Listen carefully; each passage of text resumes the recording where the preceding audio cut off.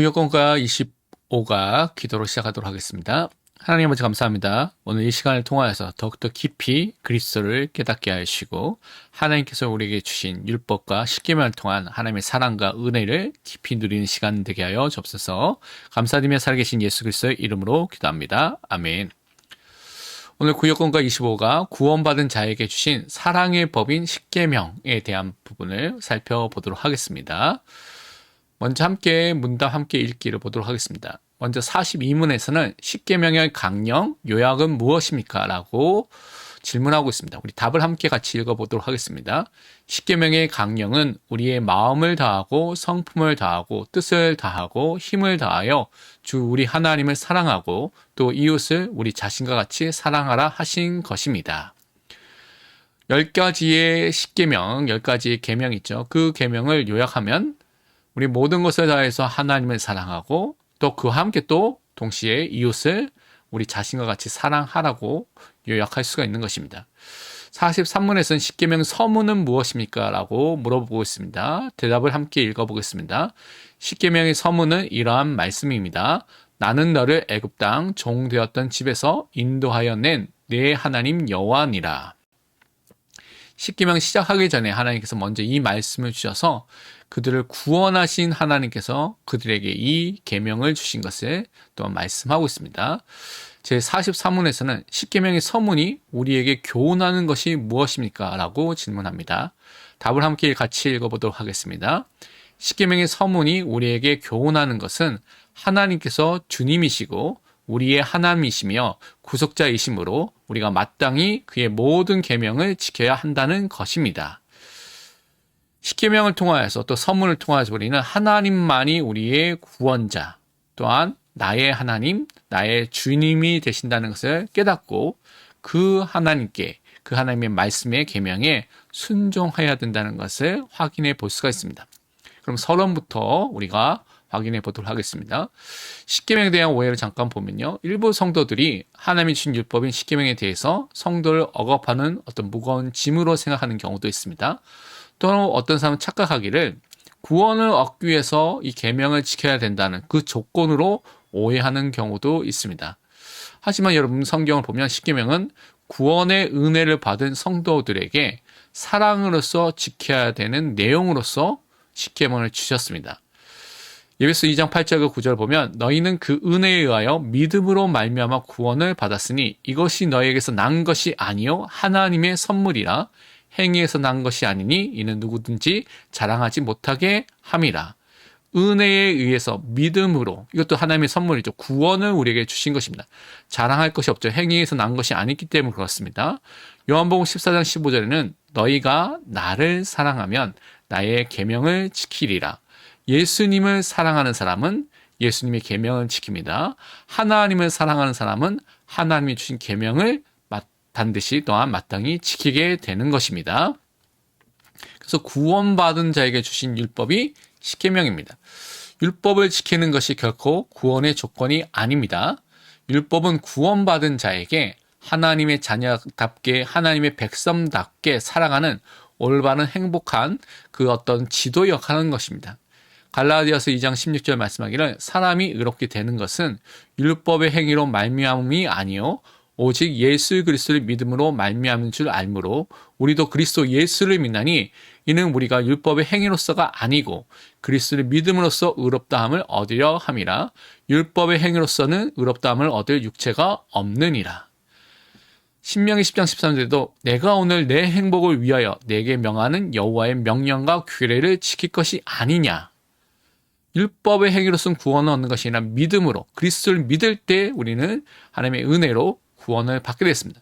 그래서 하나님은 구원받은 우리에게 하나님의 말씀과 규례를 통하여서 하나님의 자녀답게 살 수 있는 그 행복한 삶을 살 수 있는 그 은혜를 허락해 주시는 것입니다. 그래서 하나님의 은혜와 사랑으로 구원받은 신자는요. 구원의 감사와 그 감격 속에서 기뻐하면서 하나님의 뜻에 순종하는 삶을 살게 됩니다. 근데 그것을 알려주는 것이 십계명이고요. 십계명의 중요성이 그 안에 담겨져 있습니다. 요한일서 5장 3절은 하나님을 사랑하는 것이 이것이니 우리가 그의 계명들을 지키는 것이라 그의 계명들은 무거운 것이 아니로다. 보이지 않는 하나님을 어떻게 사랑합니까? 우리는 그의 말씀에, 그 계명에 순종하는 삶을 사는 것입니다. 그것을 통하여서 우리는 하나님을 사랑하는 삶을 또한 살 수 있습니다. 그럼 첫 번째로 십계명의 요약은 사랑입니다 라고 우리가 정리해 볼 수가 있습니다. 십계명에 대한 오해와 착각이 있는데요. 일부 사람들은 십계명에서 뭐뭐 해라, 하지 말라, 금지 명령도 있고 뭐 하라는 명령을 보니까 이것이 자기를 억누르는 것을 생각합니다. 그래서 십계명이 자신을 얽매이는 것처럼, 그래서 무엇인가 갇히도록 만드는 것처럼 착각하는 경우도 있습니다. 야고보서 1장 25절 말씀하기를 자유롭게 하는 온전한 율법을 들여다보고 있는 자는 듣고 잊어버린 자가 아니요 실천하는 자니 이 사람은 그 행하는 일에 복을 받으리라. 하나님의 말씀 안에서 우리는 참된 행복과 참된 자유함을 누리게 되는 것입니다. 그래서 하나님의 자녀다운 삶, 백성다운 삶을 살 수 있는 그 기준으로서, 지도로서 하나님의 말씀, 율법, 십계명을 주신 것입니다. 도덕법인 율법을 주신 것입니다. 그래서 십계명의 요약은 사랑으로 나타납니다. 예수님의 이 모든 계명, 10가지 계명을 하나님 사랑과 이웃 사랑이라는 두 가지 핵심 가치로 요약을 하셨습니다. 로마서 13장 9절에서 10절 이렇게 말하고 있습니다. 간음하지 말라, 살인하지 말라, 도둑질하지 말라, 탐내지 말라 한 것과 그 외에 다른 계명이 있을지라도 내 이웃을 내 자신과 같이 사랑하라 하신 그 말씀 가운데 다 들었느니라. 사랑은 이웃에게 악을 행하지 아니하나니 그러므로 사랑은 율법의 완성이니라. 도덕법인 이 율법의 완성은 하나님 사랑과 이웃 사랑으로 이루어지게 된다는 것입니다. 그래서 우리가 정말로 사랑한다면 함부로 대하거나 함부로 행동하거나 함부로 말하거나 욕하거나 그렇게 하지 않게 됩니다. 고린도전서 13장 4절에서 5절 보면 사랑장이죠. 사랑은 오래 참고, 사랑은 온유하며, 시기하지 아니하며, 사랑은 자랑하지 아니하며, 교만하지 아니하며, 무례히 행하지 아니하며, 자기의 유익을 구하지 아니하며, 성내지 아니하며, 악한 것을 생각하지 아니하며. 사랑의 마음과 자세가 분명히 이렇다는 것을 우리는 확인해 볼 수가 있습니다. 그래서 보이지 않는 하나님을 사랑하는 방법을 10계명 1계명부터 4계명까지 우리에게 알려주시고 가르쳐 주셨습니다. 또 우리 주변에 있는 형제와 이웃을 어떻게 사랑하고요, 어떻게 그들을 존중하고 또한 보호해야 되는지를 10계명 5에서 10계명까지 가르쳐 주고 있습니다. 요한에서 4장 20절 말기를 누구든지 하나님을 사랑하노라 하고 그 형제를 미워하면 이는 거짓말하는 자니 보는 바 그 형제를 사랑하지 아니하는 자는 보지 못하는 바 하나님을 사랑할 수 없느니라. 하나님의 사랑은요 반드시 이웃사랑, 형제 사랑으로 나타나는 것이죠. 그래서 형제를 미워하는데 하나님을 사랑할 수 있느냐? 사도 요한은 그것은 거짓말하는 것이다. 그래서 형제를 사랑하지 않는 자는 하나님을 사랑할 수 없다라까지 말하고 있는 것입니다. 하나님의 사랑 속에서 이웃을 사랑하는 사랑의 실천이 십계명에 담겨져 있습니다. 그래서 그 사랑을 실천하는 은혜 속에 들어가도록 우리는 기도해야 되겠습니다. 두 번째로 은혜를 받고요, 구원받은 자가 이 율법과 말씀에 순종하게 됩니다. 하나님의 은혜를 우리가 구원받은 자인 것을 항상 기억해야 됩니다. 십계명 서문에서는 하나님의 은혜를 먼저 우리에게 선언하고 말씀하고 있습니다. 출애굽기 20장 2절에 보면 나는 너를 애굽 땅 종되었던 집에서 인도하여 낸 내 하나님 여호와니라. 우리가 죄로 인하여서 죄의 결과로 죄의 종으로서, 사망의 종으로서, 세상의 종으로서 사단의 속박 아래 있었던 존재였는데 하나님께서 그리스도의 보혈로 여러분을 구원하여 주셨습니다. 여러분에게 그 은혜를 허락해 주신 것입니다. 그래서 하나님의 십계명을 먼저 주신 것이 아니라 이스라엘 백성을 애굽의 처참한 노예 생활 속에서 먼저 구원하여 주셨습니다. 구속하여 주셨습니다. 출애굽기 19장 4절을 보면 내가 애굽 사람에게 어떻게 행하였음과 내가 어떻게 독수리 날개로 너희를 업어 내게로 인도하였음을 너희가 보았느니라. 하나님께서 10가지 또한 기적, 또 재앙을 통하여서 또 그들을 정말 유월절을 통하여서 그들을 인도하시고 홍해를 가르시고 인도하셨던 그 하나님의 역사와 은혜를 우리는 항상 기억해야 되는 것입니다. 그래서 구원의 은혜가 먼저 임하였고 그 다음에 계명을 주셨습니다. 그래서 그 계명을 구원받은 사람이 순종하도록 하신 것입니다. 디도서 2장 11절에서 12절 보면 모든 사람에게 구원을 주시는 하나님의 은혜가 나타나 우리를 양육하시되 경건하지 않은 것과 이 세상 정욕을 다 버리고 신중함과 의로움과 경건함으로 이 세상에 살고 구원 주신 하나님의 은혜가 임하게 됐을 때 그 안에서 우리가 말씀으로 양육받고요. 하나님의 은혜 속에 우리가 영적으로 성장하면서 그러면서 우리가 성화되는 거룩해져가는 말씀에 순종하는 삶을 살게 되는 것입니다. 그래서 십계명 서문은 바로 하나님의 구원의 은혜를 먼저 우리에게 보여주고 알려주고 가르쳐주고 있습니다. 그래서 우리는 그 은혜 속에서 구원받았기 때문에 그 하나님께 하나님의 말씀에 순종하는 삶을 살아야 됩니다. 우리가 하나님의 말씀 율법에 특별히 도덕법 십계명에 순종하는 것은 벌을 받을까 봐 무서워서 지키는 것이 아닙니다. 복을 얻기 위해서 우리가 잘 살기 위해서 성공하기 위해서 어떤 수단으로 하는 것도 아닙니다. 요한일서 4장 18절 말씀하기를 사랑 안에 두려움이 없고 온전한 사랑이 두려움을 내쫓나니 두려움에는 형벌이 있습니다. 두려워하는 자는 사랑 안에서 온전히 이루지 못하였느니라.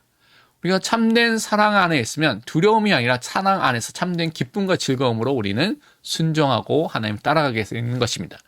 디도서 3장 5절에 우리를 구원하시되 우리가 행한 바 의로운 행위로 말미암지 아니하고 오직 그의 긍휼하심을 따라 중생의 씻음과 성령의 새롭게 하심으로 하셨나니 우리는요 우리 행위가 절대 아닙니다. 하나님의 사랑과 긍휼과 은혜와 그 자비하심을 따라서 우리는요 새롭게 거듭나고요 성령의 새롭게 하신 역사를 통해서 중생을 통하여서 구원받았습니다. 그래서 그 은혜 속에서 말씀에 순종하고요 하나님께 영광 돌리는 삶을 사는 것입니다. 그래서 하나님이 나의 구주이시며 나와 언약을 맺으신 나의 하나님이라는 사실 항상 잊지 말고 기억하시기 바랍니다. 예수 그리스도의 십자가의 보혈로 나를 죄에서 구원하신 구속자가 우리 하나님 예수 그리스도라는 사실을 믿고 우리는 감사하는 것입니다. 시편 100편 3절 말하기를 여호와가 우리 하나님이신 줄 너희는 알지어다. 그는 우리를 지으신 이요 우리는 그의 것이니 그의 백성이요 그의 기르시는 양이로다. 하나님이 나의 하나님, 나의 목자가 되시고 나의 왕이 되십니다. 우리는 그의 자녀로서 그의 백성으로서 그의 기르시는 양으로서 그분께 속해져 있는 하나님의 소유된 백성으로 살고 있는 것입니다. 그래서 마땅히 하나님의 말씀에 대해서 우리는 순종해야 되는 것입니다. 이것은 구원의 은혜, 너무나 거기서 감사해서 감격해서 당연하게 나오는 반응이라는 것을 여러분 꼭 기억해야 됩니다.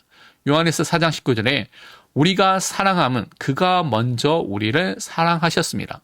하나님의 그 십자가의 사랑을 끊을 수 없는 사랑을 여러분이 알면 알수록 그 하나님 더 알고 싶고요. 그 하나님의 뜻을 알고 싶고 그 말씀을 따라 살 수 있는 그 마음을 우리에게 주십니다. 또 그 마음을 갖고 우리가 감사와 감격 속에서 순종하는 삶을 살게 된 것입니다. 그래서 우리에게 주신 율법은 구원받은 자에서의 삶의 규모로서 또한 도덕법, 십계명을 주셨기 때문에 거기에 순종하는 자로 서시기를 바랍니다. 우리 삶의 적용과 나눔은 우리 강단 말씀과 함께 나눠주시기 바랍니다. 첫 번째 보면 두려움이 아닌 구원의 감격 속에서 순종하도록 불러주셨습니다. 하나님은 이스라엘 백성을 애굽의 노예에서 먼저 구원하셨죠. 그 다음에 하나님의 율법인 특히 도덕법인 십계명을 주셨습니다. 혹시 여러분이 신앙생활 하다가 벌을 받을까 봐 무서워하거나 더 많은 복을 얻기 위해서 조건부적으로 하나님 내가 이거 하면 이거 축복했어요 라고 순종하고 있지 않는지 점검해 보시기 바랍니다. 나를 위해 피 흘리신 구속자 되신 예수 그리스도의 은혜를 묵상할 때 내 마음속에 정말 자발적으로 일어나는 감사의 순종은 어떤 모습인지 그런 마음이 있는지 점검해 보시고 나눠 보시기를 바랍니다. 두 번째로 하나님 사랑과 이웃의 사랑을 실천하시길 바랍니다. 십계명의 핵심은요. 하나님을 사랑하는 것이고 이웃을 사랑하는 수직과 수평의 그 사랑이 이루어지게 되는 겁니다. 그래서 보이지 않는 하나님을 사랑하는 마음과 내 곁에 있는 가족이나 이웃을 존중하고 보호하는 그 실천으로 어떻게 이것이 연결되고 어떻게 이렇게 살 수 있는지를 고민하고 그 방법들을 나눠보시기 바랍니다. 그래서 이번 주 동안 내가 말이나 행동으로서 이웃사랑을 어떻게 구체적으로 실천해야 될지 우리 가족을 향해서 우리 성도를 향해서 우리 지역에 있는 사람 놓고 어떻게 그 대상들과 또 어떤 방법들을 해야 될지 여러분 생각해 보시고 한 가지만 여러분이 함께 나눠보시길 바랍니다. 기도로 마치도록 하겠습니다. 하나님 아버지 감사합니다. 하나님께서 우리에게 주신 십계명을 통하여서 하나님이 먼저 우리를 구원하시고 은혜의 하나님이시며 구속의 하나님, 구원의 하나님이라는 것을 먼저 알게 하시면 감사드립니다. 그 사랑과 은혜에 너무나 감사해서 그 감사와 감격 속에서 말씀의 그 율법의 도덕법의 십계명에 순종하는 자가 되게 하시고 하나님께 영광 돌리는 자가 되게 하여 주옵소서. 감사드리며 살아계신 예수 그리스도의 이름으로 기도합니다. 아멘.